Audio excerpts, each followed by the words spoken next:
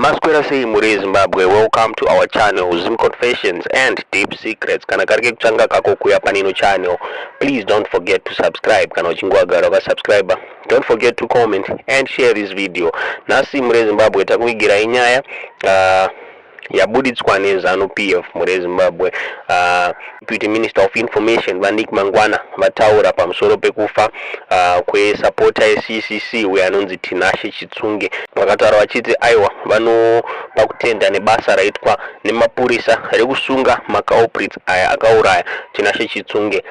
Vataura pa Twitter vakataura vachiti no, these culprits, they are on their own.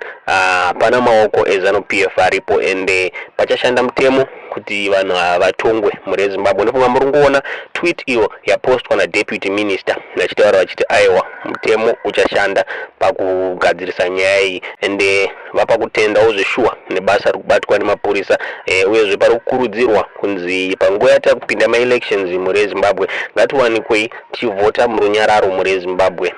Tive nepeace mukuvhota kwedu muri Zimbabwe. Ndo nyaya yatatakuvigirai muzuva ranhasi. Tiudzei zvamuri kufunga pamusoro penyaya mu comment section.